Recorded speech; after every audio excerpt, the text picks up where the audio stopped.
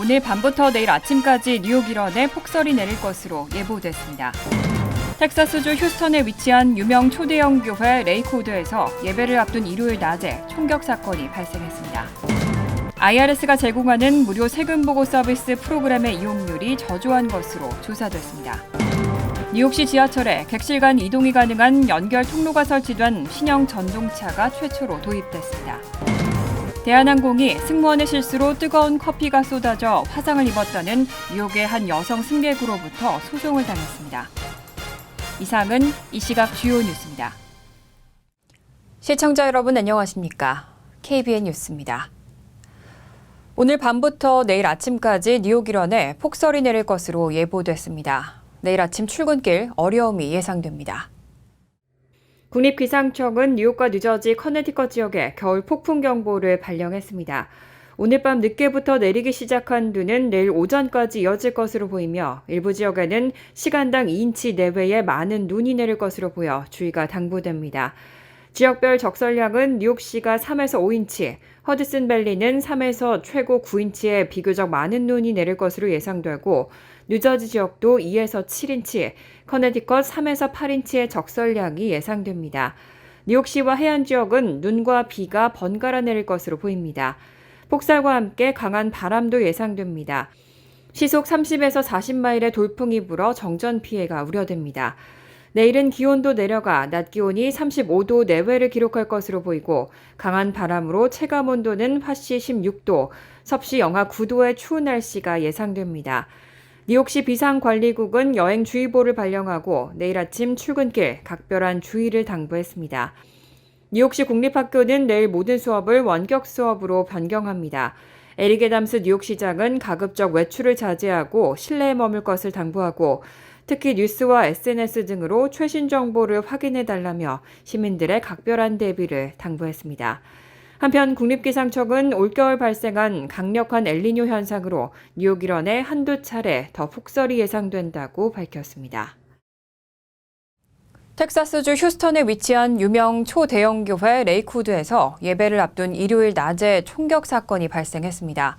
다행히 현장에 있던 경찰들에게 족이 진압되면서 참사는 없었습니다. 텍사스주 휴스턴 경찰국에 따르면 어제 오후 휴스턴 남서부 레이크우드 교회에서 총격 사건이 발생해 2명이 다쳤습니다. 총격범은 현장에서 사살됐습니다. 경찰은 이날 소셜미디어로 생중계한 현장 브리핑에서 스페인어 예배를 앞둔 시점인 오후 1시 53분께 30세에서 35세의 여성 한 명이 교회 주차장에 차를 타고 들어온 뒤 긴 소총을 들고 교회 건물 안으로 들어갔다고 밝혔습니다. 경찰은 이 여성이 트렌치코트를 입고 있었고 4세에서 5세 정도로 보이는 아이를 동반하고 있었다고 전했습니다. 이 여성이 건물 안에서 총격을 시작했을 때 마침 현장에 있던 비번 경찰관과 다른 기관 소속 요원의 빠른 대처로 총격범은 사살됐고 함께 있던 아이도 총에 맞아 인근 병원으로 이송됐지만 위독한 상태로 전해졌습니다. 또 이들과 관련이 없는 50대 남성이 다리에 총을 맞아 병원에서 치료를 받고 있습니다. 경찰은 여성 총격범이 숨지기 전 폭탄을 갖고 있다며 위협했다는 정보를 입수해 차량과 가방 등을 수색했지만 폭발물은 발견되지 않았다고 밝혔습니다. 레이크우드 교회는 매주 약 4만 5천 명이 예배에 참석하는 미국에서 세 번째로 큰 규모의 교회입니다. 경찰은 현재 총격범의 구체적인 신원과 범행 동기 그리고 아이와의 관계 등을 조사 중입니다. 이번 사건을 통해 교회와 같은 공공장소에서의 안전 문제가 다시 한번 대두되며 대책 마련이 시급하다는 목소리가 커지고 있습니다. 최근 여론조사에서 미국인 10명 중 9명은 바이든 대통령이 재선을 하기에 지나치게 나이가 많다고 생각하는 것으로 나타났습니다. ABC 방송과 여론조사 업체 입소스는 지난 9일에서 10일 성인 528명을 대상으로 설문조사를 실시했습니다. 이 조사에서 응답자의 86%는 올해 81세로 현역 최고령인 바이든 대통령이 재선을 하기에는 너무 늙었다고 대답했습니다. 공화당 유력 주자인 77세 트럼프 전 대통령이 국가 수반이 되기엔 고령이라는 응답은 전체 62%로 나타났습니다. 특히 응답자의 59%는 바이든 대통령과 트럼프 전 대통령 모두 고령이라고 답했습니다. 특히 민주당 지지층에서조차 바이든 대통령의 고령을 우려하는 목소리가 73%로 높았습니다. 반면 공화당 지지층 내에서는 트럼프 전 대통령의 고령에 대한 우려가 35%로 상대적으로 낮았습니다. 한편 앞서 바이든 대통령에 대한 기밀 문서 유출 논란과 관련해 특검은 불기소 결정을 내리며 조사 보고서에서 기억력은 나쁘지만 악의는 없는 노인으로 표현해 정치적으로 큰 파문을 일으켰습니다. 이후 바이든 대통령은 긴급 회견을 자청하고 자신의 기억력과 대통령으로서의 자격을 방어하며 여전히 대통령직을 수행할 최적의 인물이라는 점을 강조했지만 논란은 가라앉을 기미를 보이지 않고 있습니다. 한국계 미국인 정치인으로서 최초로 연방 상원의원 자리에 도전하는 앤디 김 의원이 지역 당원 투표에서 중요한 승리를 거뒀습니다. 오는 6월에 실시될 뉴저지 프라이머리 전에 중요한 분수령이 됐다는 분석이 나옵니다.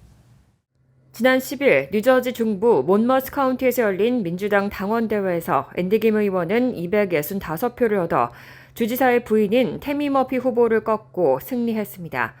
몬머스 카운티는 머피 부부가 25년 동안 거주해온 지역인 만큼 이번 승리는 상당한 상징적인 의미를 지닙니다.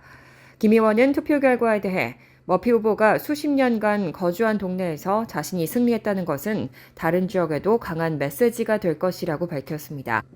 김 의원은 현재 뉴저지주 상원의원 후보 경쟁에서 32%의 지지율로 선두를 달리고 있고 이번 승리는 그의 선거 캠페인에 큰 힘이 될 것으로 보입니다.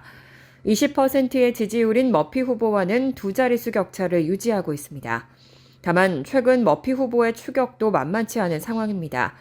머피 후보는 남편인 머피 주지사의 후광을 이용해 지역 정치인들의 지지를 모으고 있는 것으로 알려지고 있습니다. 한편 뇌물을 받은 혐의로 연방검찰에 기소된 현역 밥 메넨데스 상원의원은 이날 투표에 이름을 올리지 않았습니다. 노동운동 지도자인 퍼트리시아 캠포스 메디나 역시 경쟁에 참여하고 있지만 몬머스 카운티에서의 이번 투표 결과는 김 의원에게 유리하게 작용할 것으로 예상됩니다. IRS는 무료 세금 보고 서비스 IRS 프리 파일 프로그램을 제공하고 있습니다. 그런데 이용률이 예상보다 많이 저조한 것으로 나타났습니다. 무료 세금 보고 연합에 따르면 전체 납세자의 70%가 IRS 프리파일 프로그램을 이용할 수 있는 자격이 있습니다. 그런데 지난해 이용률은 전체 접수건의 3%에 불과한 것으로 나타났습니다. IRS 무료 세금 보고 프로그램 IFF는 2002년부터 IRS와 세금 보고 소프트웨어 업체들이 협력해 제공해온 프로그램으로 자격이 되는 납세자들에게 온라인으로 연방 소득세 신고를 무료로 할 수 있도록 서비스하고 있습니다. 하지만 많은 납세자들이 이 무료 서비스에 대한 정보를 충분히 인지하지 못하고 있는 것으로 보입니다. 특히 올해는 다이렉트 신고라는 무료 시범 서비스도 새롭게 론칭됐습니다. IRS는 이 서비스가 자녀 세액 공제 및 근로소득 공제 등 중요한 세금 공제를 신청하는 데 유용한 옵션이라고 소개했습니다.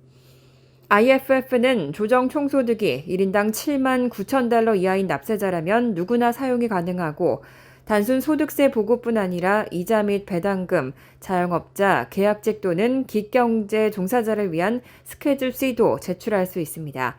올해 세금 보고 마감은 4월 15일이지만 IFF를 통해 10월 15일까지 연장할 수도 있습니다. 다양한 직업 분야 가운데 이발 및 미용업계가 미국 사회의 다양한 인종 비율을 가장 잘 반영하는 직업 분야로 조사됐습니다. 월스트리트저널이 노동통계국의 연례 통계 분석을 인용해 보도한 바에 따르면 이발 및 미용업계가 미국 사회의 다양한 인종 비율을 가장 잘 반영하는 직업 분야로 조사됐습니다. 일단 미국의 인종 구성 비율은 백인이 76.5%로 가장 많고 히스패닉 18.8%로 뒤를 이었습니다. 이어 흑인이 12.8%, 아시아계가 6.9% 순이었습니다. 노동통계국이 조사한 200개 안팎의 직업군 중 실제 미국 사회의 인종 비율과 가장 근접한 결과입니다. 반면 외과의사의 인종 구성 비율은 백인이 75%로 가장 많았고 아시아계가 18.6%로 두 번째, 흑인은 5.7%, 히스패닉은 2.5%로 조사됐습니다.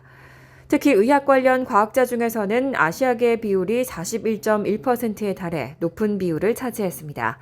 소프트웨어 개발자도 아시아계가 36.2%, 컴퓨터 엔지니어 분야에서도 29.6%로 아시아계의 진출이 활발한 것으로 나타났고, 네일샵 종사자 중에서는 아시아계가 64.8%를 차지해 가장 활발한 진출을 보였습니다.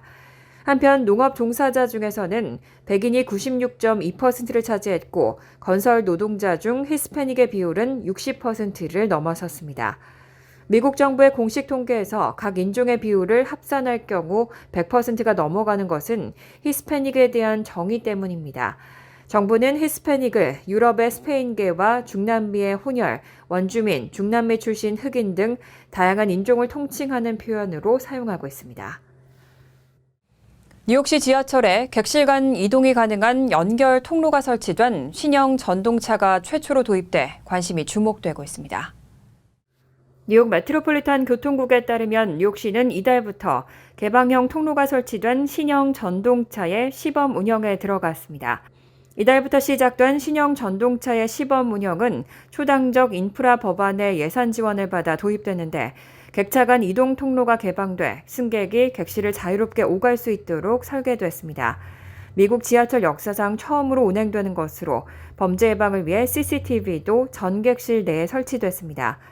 뉴욕을 포함한 미국 전역의 도시 지하철에서는 그동안 객실 간 이동이 불가능했기 때문에 이번 신형 전동차의 도입은 뉴욕 시민들에게 새로운 경험이 될 것으로 보입니다. 개방형 통로의 도입에 대한 시민들의 초기 반응은 다소 엇갈리고 있지만, 대체로 노후화된 뉴욕 지하철이 신형 전동차로 교체되는 것에 대한 기대감을 보이고 있습니다. 신형 전동차의 특징 중 하나인 개방형 통로는 승객들이 불편한 상황에서 빠르게 벗어날 수 있게 하고, 다른 사람과의 객실 내 단독 상황 등 안전하지 않은 상황을 피할 수 있게 돼 안전을 증진할 수 있을 것으로 기대됩니다. 대한항공이 비행 중 승무원의 실수로 뜨거운 커피가 쏟아져 화상을 입었다는 뉴욕의 한 여성 승객으로부터 소송을 당했습니다. 온라인 매체 데일리비스트닷컴은 뉴욕 퀸즈 카운티에 거주하는 옐링 유가 비행 중 입은 화상에 대해 치료비와 정신적, 육체적 피해 보상을 요구하며 대한항공과 승무원을 상대로 민사소송을 제기했다고 보도했습니다.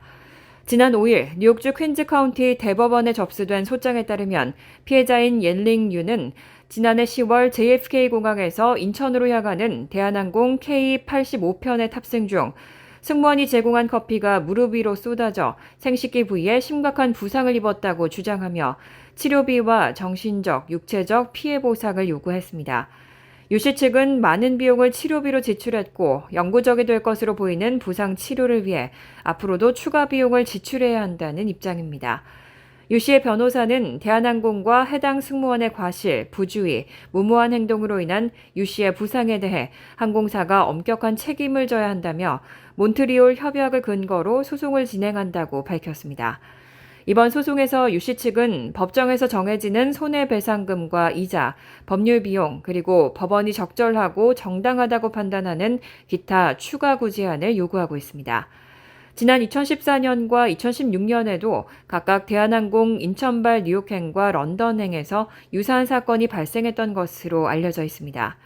한편 대한항공은 데일리비스트의 이번 사건에 대한 논평 요청에 응답하지 않은 것으로 전해졌습니다.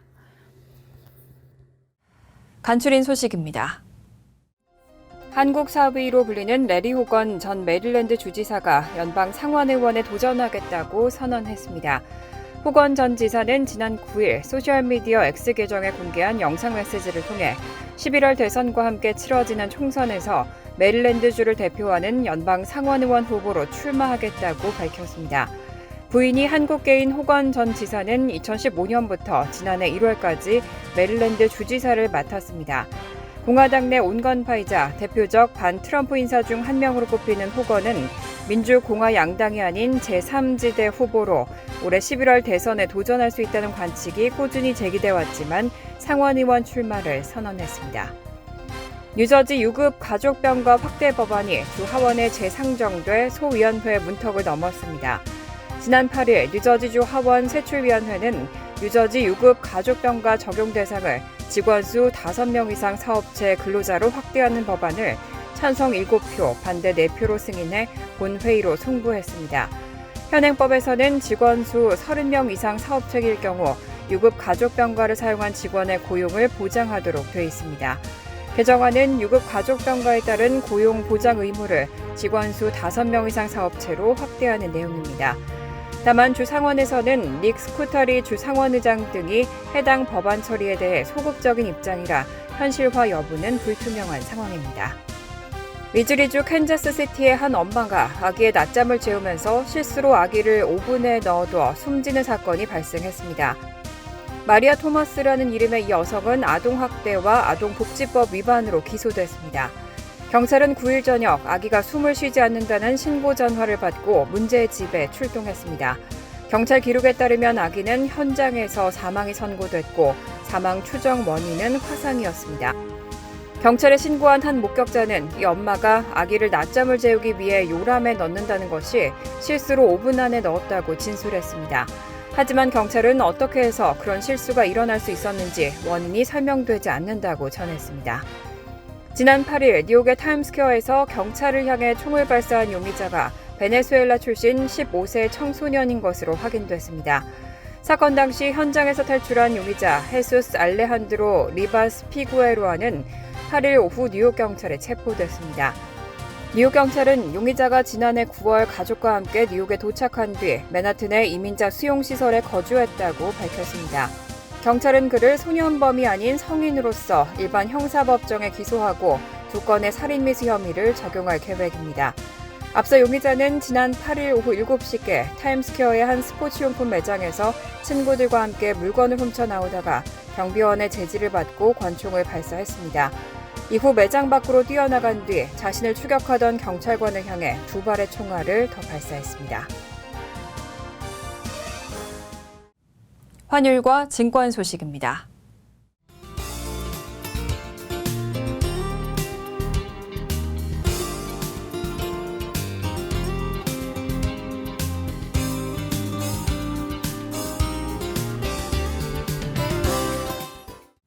이어서 날씨입니다. 화요일은 4에서 8인치의 눈이 내리겠습니다. 낮 최고 기온은 38도, 섭씨 3도, 밤 최저 기온은 33도, 섭씨 1도로 예상됩니다. 수요일은 화창하겠습니다.